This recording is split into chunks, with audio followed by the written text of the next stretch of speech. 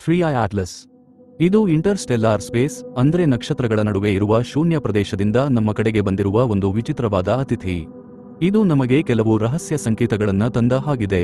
ಸಾಮಾನ್ಯವಾಗಿ ಧೂಮಕೇತುಗಳಿಗೆ ಅಥವಾ ಕಾಮೆಟ್ಗಳಿಗೆ ಇರುವ ಲಕ್ಷಣಗಳಿಗೆ ವಿರುದ್ಧವಾಗಿ ಇದು ತನ್ನ ಬಾಲವನ್ನ ಉಲ್ಟಾ ದಿಕ್ಕಿನಲ್ಲಿ ಬೆಳೆಸಿಕೊಂಡಿದೆ.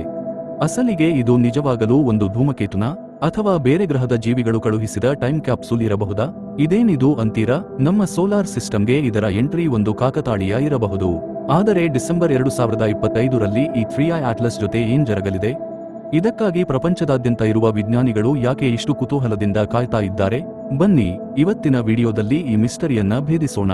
ಈ ಕಥೆ ಶುರುವಾಗಿದ್ದು ಜುಲೈ 2025ರ ಒಂದು ತಂಪಾದ ರಾತ್ರಿ. ಹವಾಯಿ, ಚಿಲಿ ಮತ್ತು ಸೌತ್ ಆಫ್ರಿಕಾದಲ್ಲಿರುವ ಬೃಹತ್ ಟೆಲಿಸ್ಕೋಪ್ ನೆಟ್ವರ್ಕ್ ತಮ್ಮ ಕೆಲಸದಲ್ಲಿ ಬ್ಯುಸಿಯಾಗಿದ್ವು. ಈ ನೆಟ್ವರ್ಕ್ ಹೆಸರು ಅಟ್ಲಾಸ್. ಇದರ ಮುಖ್ಯ ಉದ್ದೇಶ ಆಕಾಶವನ್ನ ಸ್ಕ್ಯಾನ್ ಮಾಡ್ತಾ ಭೂಮಿ ಕಡೆಗೆ ಬರುವ ಅಪಾಯಕಾರಿ ಆಸ್ಟರಾಯ್ಡ್ಗಳನ್ನ ಗುರುತಿಸೋದು. ಆ ರಾತ್ರಿ ಅಟ್ಲಾಸ್ ಬಾಹ್ಯಾಕಾಶದಲ್ಲಿ ತೇಲುತ್ತಿರುವ ಒಂದು ಸಣ್ಣ ಚಲಿಸುವ ಚುಕ್ಕೆಯನ್ನ ಗುರುತಿಸಿತು. ಆರಂಭದಲ್ಲಿ ಇದೊಂದು ಸಾಧಾರಣ ಕಲ್ಲು ಅನ್ಕೊಂಡ್ರು. ಆದರೆ ಯಾವಾಗ ಅದರ ವೇಗವನ್ನ ಲೆಕ್ಕ ಹಾಕಿದ್ರೋ ವಿಜ್ಞಾನಿಗಳ ತಲೆ ಕೆಟ್ಟು ಹೋಯಿತು. ಯಾಕಂದ್ರೆ ಆ ಸ್ಪೀಡ್ ಸಾಮಾನ್ಯ ಆಗಿರಲಿಲ್ಲ. ನಮ್ಮ ಸೋಲಾರ್ ಸಿಸ್ಟಮ್ನ ರೂಲ್ ಏನಂದ್ರೆ ಸೂರ್ಯನಿಗೆ ಎಷ್ಟು ಹತ್ತಿರ ಇದ್ರೆ ಆ ಗ್ರಹ ಅಥವಾ ವಸ್ತು ಅಷ್ಟು ವೇಗವಾಗಿ ಚಲಿಸುತ್ತೆ. ಉದಾಹರಣೆಗೆ ಮಂಗಳ ಗ್ರಹ ಸೆಕೆಂಡಿಗೆ 24 ಕಿಲೋಮೀಟರ್ ವೇಗದಲ್ಲಿ ಹೋದ್ರೆ ನಮ್ಮ ಭೂಮಿ ಸೆಕೆಂಡಿಗೆ ಸುಮಾರು 29 ಕಿಲೋಮೀಟರ್ ವೇಗದಲ್ಲಿ ಹೋಗುತ್ತೆ. ಸೂರ್ಯನಿಗೆ ತೀರಾ ಹತ್ತಿರವಿರುವ ಬುಧ ಗ್ರಹದ ವೇಗ ಎಲ್ಲದಕ್ಕಿಂತ ಹೆಚ್ಚು, ಅಂದ್ರೆ ಸುಮಾರು 47 ಕಿಲೋಮೀಟರ್ ಇರುತ್ತೆ. ಆದರೆ ಅಸಲಿ ಟ್ವಿಸ್ಟ್ ಇಲ್ಲೇ ಇರೋದು. ಆ ಸಮಯದಲ್ಲಿ ಈ ವಸ್ತು ನಮ್ಮ ಸೋಲಾರ್ ಸಿಸ್ಟಮ್ನ ಕೊನೆಯಲ್ಲಿರುವ ಜುಪಿಟರ್ ಗ್ರಹದ ಹತ್ತಿರ ಇತ್ತು. ಅಲ್ಲಿ ಇದರ ಸ್ಪೀಡ್ ಕಡಿಮೆ ಇರಬೇಕಿತ್ತು. ಆದರೆ ಇದು ಸೂರ್ಯನಿಗೆ ಹತ್ತಿರವಿರುವ ಬುಧ ಗ್ರಹಕ್ಕಿಂತಲೂ ವೇಗವಾಗಿ ಹೋಗ್ತಾ ಇತ್ತು. ಆ ಭಯಂಕರ ವೇಗವೇ ಒಂದು ಸಾಕ್ಷಿ, ಈ ಕಲ್ಲು ನಮ್ಮ ಸೌರಮಂಡಲಕ್ಕೆ ಸೇರಿದ್ದಲ್ಲ ಅಂತ. ಇದು ಎಲ್ಲೋ ದೂರದಲ್ಲಿರುವ ಬೇರೆ ನಕ್ಷತ್ರ ಮಂಡಲದಿಂದ ಅಂದ್ರೆ ಇಂಟರ್ಸ್ಟೆಲ್ಲಾರ್ ಸ್ಪೇಸ್ನಿಂದ ಬಂದಿದೆ. ಯಾವಾಗ ಇದರ ವೇಗ ನಮ್ಮ ಸೌರಮಂಡಲದ ಲಿಮಿಟ್ಸ್ ದಾಟಿ ಹೋಯ್ತೋ ನಾಸಾ ಇದಕ್ಕೆ ಒಂದು ಸ್ಪೆಷಲ್ ಸ್ಟೇಟಸ್ ಕೊಡ್ತು. ಅದೇ ಇಂಟರ್ಸ್ಟೆಲ್ಲಾರ್ ಆಬ್ಜೆಕ್ಟ್. ಇದಕ್ಕೆ 3i ಅಟ್ಲಸ್ ಅಂತ ಹೆಸರಿಟ್ಟರು. ಯಾಕಂದ್ರೆ ಇದನ್ನ ಮೊದಲು ಗುರುತಿಸಿದ್ದು ಅಟ್ಲಾಸ್ ಟೆಲಿಸ್ಕೋಪ್ ನೆಟ್ವರ್ಕ್. ಆದರೆ ಇಲ್ಲೊಂದು ಟ್ವಿಸ್ಟ್ ಇದೆ. ವಿಜ್ಞಾನಿಗಳು ಹಳೆಯ ಡೇಟಾ ಚೆಕ್ ಮಾಡಿದಾಗ ಗೊತ್ತಾಯ್ತು ಇದು 2 ತಿಂಗಳ ಮುಂಚೆಯೇ ಅಂದ್ರೆ ಮೇ 2025ರಲ್ಲೇ ನಮಗೆ ಕಾಣಿಸಿತ್ತು ಅಂತ. ಆಗ ಟೆಸ್ ಎಂಬ ಟೆಲಿಸ್ಕೋಪ್ ಇದನ್ನ ಸೆರೆ ಹಿಡಿದಿತ್ತು. ಆದರೆ ಯಾರೂ ಗಮನಿಸಿರಲಿಲ್ಲ. ಅಸಲಿಗೆ ಈ ಹೆಸರಿನ ಅರ್ಥ ಏನು ಗೊತ್ತಾ? ಐ ಅಂದ್ರೆ ಇಂಟರ್ಸ್ಟೆಲ್ಲಾರ್ ಅಂತ. 3 ಯಾಕಂದ್ರೆ ನಮ್ಮ ಮಾನವ ಇತಿಹಾಸದಲ್ಲಿ ಸೌರಮಂಡಲದಲ್ಲಿ ಸಿಕ್ಕಿರೋ 3ನೇ ಇಂಟರ್ಸ್ಟೆಲ್ಲಾರ್ ವಸ್ತು ಇದು. ಹೌದು, ಇದಕ್ಕಿಂತ ಮೊದಲು ನಮಗೆ 2 ಅತಿಥಿಗಳು ಬಂದಿದ್ರು. ಒಬ್ಬರು 2017ರಲ್ಲಿ ಬಂದ ಔಮುಮುವ, ಇನ್ನೊಬ್ಬರು 2019ರಲ್ಲಿ ಬಂದ ಬೋರಿಸೋ. ಆದರೆ 3i ಅಟ್ಲಸ್ ಇವರಿಬ್ಬರಿಗಿಂತ ತುಂಬಾನೇ ಡಿಫರೆಂಟ್. ಔಮುಮುವ ಕೇವಲ 400 ಮೀಟರ್ ಇದ್ದರೆ ಬೋರಿಸೋ 1000 ಮೀಟರ್ ಇತ್ತು. ಆದರೆ 3i ಅಟ್ಲಸ್ ಬರೋಬ್ಬರಿ 5.6 ಕಿಲೋಮೀಟರ್ ಅಗಲ ಇದೆ. ಇದು ಅವುಗಳಿಗಿಂತ ದೊಡ್ಡದಷ್ಟೇ ಅಲ್ಲ, ಅವುಗಳಿಗಿಂತ ಡಬಲ್ ಸ್ಪೀಡ್ನಲ್ಲಿ ಪ್ರಯಾಣಿಸ್ತಾ ಇದೆ. ಸೈಜ್ ಮತ್ತು ಸ್ಪೀಡ್ ಪಕ್ಕಕ್ಕಿಡಿ, ಇದು ಬಂದಿರೋ ದಾರಿ ವಿಜ್ಞಾನಿಗಳಿಗೆ ಹುಚ್ಚು ಹಿಡಿಸ್ತಾ ಇದೆ. ಸಾಮಾನ್ಯವಾಗಿ ನಮ್ಮ ಗ್ರಹಗಳೆಲ್ಲ ಸೂರ್ಯನ ಸುತ್ತ ಒಂದು ತಟ್ಟೆಯ ಆಕಾರದಲ್ಲಿ ಅಥವಾ ಡಿಸ್ಕ್ ಆಕಾರದಲ್ಲಿ ಸುತ್ತುತ್ತವೆ. ಹಳೆಯ 2 ಆಬ್ಜೆಕ್ಟ್ಗಳು ಈ ಡಿಸ್ಕ್ನ ಮೇಲಿಂದ ಬಂದ್ರೆ 3i ಅಟ್ಲಸ್ ಮಾತ್ರ ಸೈಡ್ನಿಂದ ನೇರವಾಗಿ ಅಂದ್ರೆ ನಮ್ಮ ಸೌರಮಂಡಲದ ಸಮತಲದಲ್ಲೇ ತೂರಿಕೊಂಡು ಬಂದಿದೆ. ಇದು ಎಷ್ಟು ಪರ್ಫೆಕ್ಟ್ ಆಗಿದೆ ಅಂದ್ರೆ ಯಾರೋ ಬಾಣ ಬಿಟ್ಟ ಹಾಗಿದೆ. ಅದಕ್ಕೆ ಇದನ್ನ ಒಂದು ಅದ್ಭುತವಾದ ಕಾಸ್ಮಿಕ್ ಕಾಕತಾಳೀಯ ಅಂತ ಕರೀತಾರೆ. ಮರಿ ಇದು ಎಲ್ಲಿಂದ ಬಂದಿದೆ? ಇದರ ಸ್ಪೀಡ್ ಮತ್ತು ದಾರಿ ನೋಡಿದ್ರೆ ಇದು ನಮ್ಮ ಮಿಲ್ಕಿವೇ ಗ್ಯಾಲಕ್ಸಿಯ ಕೋರ್ನಲ್ಲಿರುವ ಯಾವುದೋ ತಿಳಿಯದ ನಕ್ಷತ್ರ ಮಂಡಲದಿಂದ ಬಂದಿರಬಹುದು ಅಂತ ಊಹಿಸಲಾಗಿದೆ. ನಮ್ಮ ಗ್ಯಾಲಕ್ಸಿಯನ್ನ ಒಂದು ಕಡೆಯಿಂದ ನೋಡಿದ್ರೆ ಮಧ್ಯದಲ್ಲಿ ತೆಳುವಾದ ಡಿಸ್ಕ್ ಇರುತ್ತೆ. ಇಲ್ಲಿ ಹೊಸ ನಕ್ಷತ್ರಗಳು ಹುಟ್ಟುತ್ತಾ ಇರುತ್ತವೆ. ಆದರೆ ಗ್ಯಾಲಕ್ಸಿ ಕೋರ್ನ ಮೇಲೆ ಮತ್ತು ಕೆಳಗೆ ಹಳೆಯ ನಕ್ಷತ್ರಗಳು ಇರುವ ದಪ್ಪ ಡಿಸ್ಕ್ ಅಥವಾ ಥಿಕ್ ಡಿಸ್ಕ್ ಇರುತ್ತೆ. ವಿಜ್ಞಾನಿಗಳ ಪ್ರಕಾರ 3i ಅಟ್ಲಸ್ ಇಲ್ಲಿಂದಲೇ ಬಂದಿದೆ. ಇದರ ವಯಸ್ಸು ಕೇಳಿದ್ರೆ ನೀವು ಶಾಕ್ ಆಗ್ತೀರಾ. ಇದು ಸುಮಾರು 760 ಕೋಟಿ ವರ್ಷಗಳಷ್ಟು ಹಳೆಯದು. ಅಂದ್ರೆ ನಮ್ಮ ಭೂಮಿಯ ವಯಸ್ಸಿಗಿಂತ ಇದು ದಪ್ಪಟ್ಟು ದೊಡ್ಡದು. ಕಳೆದ 1 ಕೋಟಿ ವರ್ಷಗಳಲ್ಲಿ ಇದು ಯಾವ ನಕ್ಷತ್ರಕ್ಕೂ ಹತ್ತಿರ ಹೋಗಿಲ್ಲವಂತೆ, ಕೇವಲ ನಮ್ಮ ಸೂರ್ಯನನ್ನ ಬಿಟ್ಟು. ಇದು ನಮ್ಮ ಸೌರಮಂಡಲಕ್ಕೆ ಎಂಟರ್ ಆದಾಗ ಜುಪಿಟರ್ಗಿಂತ ದೂರದಲ್ಲಿ ಕತ್ತಲಲ್ಲಿ ಮಂಜುಗಡ್ಡೆಯಂತೆ ಹೆಪ್ಪುಗಟ್ಟಿತ್ತು. ಆಗ ಇದು ಯಾರ ಕಣ್ಣಿಗೂ ಕಾಣಲಿಲ್ಲ. ಆದರೆ ಯಾವಾಗ ಇದು ಸೂರ್ಯನಿಗೆ 5 ಆಸ್ಟ್ರೋನಾಮಿಕಲ್ ಯೂನಿಟ್ ದೂರಕ್ಕೆ ಬಂತೋ ಕಥೆ ಬದಲಾಯಿತು. ಅಸಲಿಗೆ ಒಂದು ಆಸ್ಟ್ರೋನಾಮಿಕಲ್ ಯೂನಿಟ್ ಅಂದ್ರೆ ಭೂಮಿಯಿಂದ ಸೂರ್ಯನಿಗೆ ಇರುವಷ್ಟು ದೂರ. 5 ಯೂನಿಟ್ ದೂರದಲ್ಲಿರುವಾಗಲೇ ಇದು ತನ್ನ ಅಸಲಿ ಬಣ್ಣ ತೋರಿಸಲು ಶುರು ಮಾಡಿತು. ಸಾಮಾನ್ಯವಾಗಿ ಧೂಮಕೇತುಗಳು ಇಷ್ಟು ದೂರದಲ್ಲಿರುವಾಗ ಗಡ್ಡೆ ಕಟ್ಟಿರುತ್ತವೆ. ಆದರೆ 3i ಅಟ್ಲಸ್ ಸುತ್ತ ಕೋಮಾ ಅನ್ನೋ ಹೊಗೆ ಅಥವಾ ಮಂಜು ಕಾಣಿಸಿತು.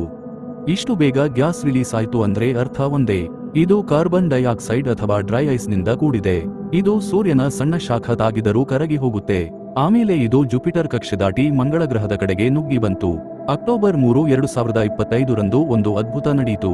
ಇದು ಮಂಗಳ ಗ್ರಹಕ್ಕೆ ತುಂಬಾನೇ ಹತ್ತಿರ ಹೋಯಿತು. ಆ ಟೈಮ್ನಲ್ಲಿ ಅಲ್ಲಿರೋ ನಾಸಾ ರೋವರ್ಗಳು ಆಕಾಶದಲ್ಲಿ ಕ್ಯಾಪ್ಸುಲ್ ತರ ಕಾಣುವ ಈ ಆಬ್ಜೆಕ್ಟ್ನ ಫೋಟೋ ತೆಗೆದವು. ಇದು ಇತಿಹಾಸದಲ್ಲೇ ನಿಲ್ಲೋ ಫೋಟೋ. ಕೊನೆಯದಾಗಿ ಅಕ್ಟೋಬರ್ 29, 2025ರಂದು ಇದು ಸೂರ್ಯನಿಗೆ ಅತ್ಯಂತ ಸಮೀಪ ಹೋಯಿತು. ವಿಜ್ಞಾನಿಗಳು ಈ ಸಮಯಕ್ಕಾಗಿಯೇ ಕಾಯ್ತಾ ಇದ್ರು, ಯಾಕಂದ್ರೆ ಸೂರ್ಯನ ಶಾಖಕ್ಕೆ ಇದರ ರಹಸ್ಯಗಳೆಲ್ಲ ಬಯಲಾಗುತ್ತೆ ಅಂತ. ಆದರೆ ದುರಾದೃಷ್ಟವಶಾತ್ ಅಕ್ಟೋಬರ್ 29ರಂದು ಅದು ಸೂರ್ಯನಿಗೆ ಹತ್ತಿರವಿದ್ದರೂ ನಮ್ಮ ಭೂಮಿಯಿಂದ ನೋಡುವಾಗ ಸೂರ್ಯನ ಆ ಕಡೆ ಅಂದ್ರೆ ತುಂಬಾ ದೂರದಲ್ಲಿತ್ತು. ಸೂರ್ಯನ ಪ್ರಖರವಾದ ಬೆಳಕಿನಿಂದಾಗಿ ನಮ್ಮ ಟೆಲಿಸ್ಕೋಪ್ಗಳು ಅದನ್ನ ಸರಿಯಾಗಿ ನೋಡಲಾಗಲಿಲ್ಲ. ಅದು ಸೂರ್ಯನ ಹಿಂದೆ ಮರೆಯಾಗುವ ಮುಂಚೆ ವಿಜ್ಞಾನಿಗಳಿಗೆ ಒಂದು ವಿಚಿತ್ರ ವಿಷಯ ಅರ್ಥವಾಯಿತು. ಸೂರ್ಯನ ಬೆಳಕು ಈ ವಸ್ತುವಿನ ಮೇಲೆ ಬಿದ್ದಾಗ ಅದು ಹೇಗೆ ಪ್ರತಿಫಲಿಸುತ್ತದೆ ಅನ್ನೋದನ್ನ ಗಮನಿಸಿದ್ರು. ಸಾಮಾನ್ಯವಾಗಿ ಕ್ಷುದ್ರಗ್ರಹಗಳ ಮೇಲೆ ಬೆಳಕು ಬಿದ್ದಾಗ ಅದು ಮೇಲೆ ಅಥವಾ ಕೆಳಗೆ ಚದುರುತ್ತದೆ. ಇದನ್ನ ಪಾಸಿಟಿವ್ ಪೋಲರೈಸೇಷನ್ ಅಂತಾರೆ. ಆದರೆ 3i ಅಟ್ಲಸ್ ಇಲ್ಲಿ ಎಲ್ಲರಿಗೂ ಶಾಕ್ ಕೊಡ್ತು. ಇದರ ಮೇಲೆ ಬಿದ್ದ ಬೆಳಕು ಮೇಲೆ ಕೆಳಗೆ ಹೋಗುವ ಬದಲು ಬಂದ ದಾರಿಯಲ್ಲೇ ಅಂದ್ರೆ ಸೂರ್ಯನ ಕಡೆಗೆ ವಾಪಸ್ ಪ್ರತಿಫಲಿಸಿತು. ಇದನ್ನ ನೆಗೆಟಿವ್ ಪೋಲರೈಸೇಷನ್ ಅಂತಾರೆ.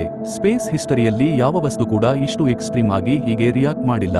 ಇದು ಒಂದು ದೊಡ್ಡ ಮಿಸ್ಟರಿ. ಇನ್ನೊಂದು ವಿಷಯ ಅಂದ್ರೆ ನಮಗೆ ಮೊದಲೇ ಗೊತ್ತು ಇದು ಜುಪಿಟರ್ ಹತ್ತಿರ ಇರುವಾಗಲೇ ಗ್ಯಾಸ್ ರಿಲೀಸ್ ಮಾಡಿತ್ತು ಅಂತ. ಆದರೆ ಆ ಗ್ಯಾಸ್ನಲ್ಲಿ ವಿಜ್ಞಾನಿಗಳು ನಿಕ್ಕಲ್ ಕಣಗಳನ್ನ ಗುರುತಿಸಿದ್ರು. ಸಾಮಾನ್ಯವಾಗಿ ಬಾಹ್ಯಾಕಾಶದ ಕಲ್ಲುಗಳಲ್ಲಿ ನಿಕ್ಕಲ್ ಎಲ್ಲಿದೆಯೋ ಅಲ್ಲಿ ಐರನ್ ಅಥವಾ ಕಬ್ಬಿಣ ಕೂಡ ಇರಲೇಬೇಕು. ಆದರೆ 3i ಅಟ್ಲಸ್ ಇಲ್ಲೂ ಕೂಡ ಟ್ವಿಸ್ಟ್ ಕೊಡ್ತು. ಇದು ಸೂರ್ಯನಿಗೆ ಇನ್ನೂ ಹತ್ತಿರ ಬರುತ್ತಿದ್ದಂತೆ ಸಡನ್ ಆಗಿ ಅದರ ಕೋಮಾದಲ್ಲಿ ಐರನ್ ಕಾಣಿಸಲು ಶುರು ಮಾಡಿತು. ಮೊದಲು ಇಲ್ಲದೇ ಇರೋದು ಆಮೇಲೆ ಬರೋದು. ಈ ವಿಚಿತ್ರ ವರ್ತನೆ ಏನು ಹೇಳುತ್ತೆ ಅಂದ್ರೆ ಇದು ನಮಗೆ ತಿಳಿಯದ ಯಾವುದೋ ವಿಚಿತ್ರ ನಕ್ಷತ್ರ ಮಂಡಲದಿಂದ ಬಂದಿದೆ. ಅದರ ತಯಾರಿಕೆ ನಮ್ಮ ಸೌರಮಂಡಲದ ನಿಯಮಗಳಿಗೆ ಪೂರ್ತಿ ವಿರುದ್ಧವಾಗಿದೆ. ಇದಲ್ಲದೆ ನಾಸಾ ವಿಜ್ಞಾನಿಗಳನ್ನ ಆಶ್ಚರ್ಯಪಡಿಸಿದ ಇನ್ನೊಂದು ವಿಷಯ ಕೂಡ ಇದೆ. ಸಾಮಾನ್ಯವಾಗಿ ಯಾವುದಾದರೂ ಧೂಮಕೇತು ಸೌರಮಂಡಲಕ್ಕೆ ಬಂದರೆ ಸೂರ್ಯನ ಸೋಲಾರ್ ಮಾರುತಗಳಿಂದಾಗಿ ಅದರ ಬಾಲ ಯಾವಾಗಲೂ ಸೂರ್ಯನಿಗೆ ವಿರುದ್ಧ ದಿಕ್ಕಿನಲ್ಲಿ ಅಂದ್ರೆ ಹಿಂದಕ್ಕೆ ಇರುತ್ತೆ. ಆದರೆ 3i ಅಟ್ಲಸ್ ಎಂಟರ್ ಆದಾಗ ವಿಚಿತ್ರವಾಗಿ ಅದರ ಬಾಲ ಸೂರ್ಯನ ಕಡೆಗೆ ಅಂದ್ರೆ ಅದು ಹೋಗೋ ದಿಕ್ಕಿನಲ್ಲೇ ಮುಂದಕ್ಕೆ ಚಾಚಿಕೊಂಡಿತ್ತು. ಇದನ್ನ ಸಿಂಪಲ್ ಆಗಿ ಹೇಳ್ಬೇಕು ಅಂದ್ರೆ ನೀವು ಬೈಕ್ನಲ್ಲಿ ಹೋಗುವಾಗ ಗಾಳಿಗೆ ನಿಮ್ಮ ಕೂದಲು ಹಿಂದಕ್ಕೆ ಹಾರುತ್ತೆ ಅಲ್ವಾ? ಆದರೆ ಊಹಿಸಿಕೊಳ್ಳಿ, ನಿಮ್ಮ ಕೂದಲು ಗಾಳಿಯ ವಿರುದ್ಧ ದಿಕ್ಕಿನಲ್ಲಿ ಅಂದ್ರೆ ನಿಮ್ಮ ಬೈಕ್ ಹೋಗೋ ದಿಕ್ಕಿನಲ್ಲೇ ಮುಂದಕ್ಕೆ ಬಂದ್ರೆ ಹೇಗಿರುತ್ತೆ? 3i ಅಟ್ಲಸ್ ವಿಷಯದಲ್ಲೂ ಇದೇ ಆಗಿದೆ. ಆದರೆ ಸೂರ್ಯನಿಗೆ ತೀರಾ ಹತ್ತಿರ ಬಂದ ಮೇಲೆ ಅದರ ಬಾಲ ಮತ್ತೆ ನಾರ್ಮಲ್ ಆಗಿ ಹಿಂದಕ್ಕೆ ಹೋಯಿತು. ಆದರೆ ಮೊದಲು ಹಾಗೆ ಯಾಕೆ ಆಯಿತು ಅನ್ನೋದು ಇಂದಿಗೂ ನಿಗೂಢ. ಈಗ ಲೇಟೆಸ್ಟ್ ಅಪ್ಡೇಟ್ ಏನಂದ್ರೆ ಸೂರ್ಯನ ಹಿಂದಿನಿಂದ ಸುತ್ತು ಹೊಡೆದು ಬಂದಿರೋ ಈ ಅತಿಥಿ ಈಗ ವೇಗವಾಗಿ ನಮ್ಮ ಸೌರಮಂಡಲವನ್ನ ದಾಟಿ ಹೋಗ್ತಾ ಇದೆ. ಆದರೆ ಹೋಗೋಕ್ಕೂ ಮುಂಚೆ ನಾವು ನೋಡಬೇಕಾದ 2 ಕ್ಲೈಮ್ಯಾಕ್ಸ್ ಸೀನ್ಗಳು ಬಾಕಿ ಇವೆ. ಒಂದನೆಯದು ಡಿಸೆಂಬರ್ 2025. ಇದು ನಮ್ಮ ಭೂಮಿಗೆ ಹತ್ತಿರವಿರುವ ಪಾಯಿಂಟ್ನಿಂದ ಪಾಸ್ ಆಗುತ್ತೆ. ಸೂರ್ಯನ ಶಾಖದಿಂದಾಗಿ ಇದರ ಆಕಾರ ಏನಾದ್ರೂ ಬದಲಾಗಿದ್ಯಾ ಅಥವಾ ಕರಗಿ ಹೋಗಿದ್ಯಾ ಅಂತ ವಿಜ್ಞಾನಿಗಳು ಕುತೂಹಲದಿಂದ ಗಮನಿಸಲಿದ್ದಾರೆ.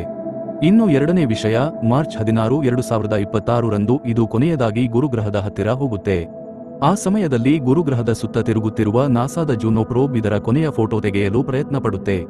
ಯಾಕಂದ್ರೆ ಆ ನಂತರ 3i ಅಟ್ಲಸ್ ಅನಂತ ವಿಶ್ವದಲ್ಲಿ ಶಾಶ್ವತವಾಗಿ ಕಣ್ಮರೆಯಾಗುತ್ತೆ, ಮತ್ತೆಂದೂ ನಮಗೆ ಸಿಗಲ್ಲ. ಈ ಕಾಸ್ಮಿಕ್ ಮಿಸ್ಟರಿ ನಿಮಗೂ ಇಷ್ಟ ಆಗಿದ್ರೆ ಈ ವಿಡಿಯೋನ ಲೈಕ್ ಮಾಡಿ, ಶೇರ್ ಮಾಡಿ.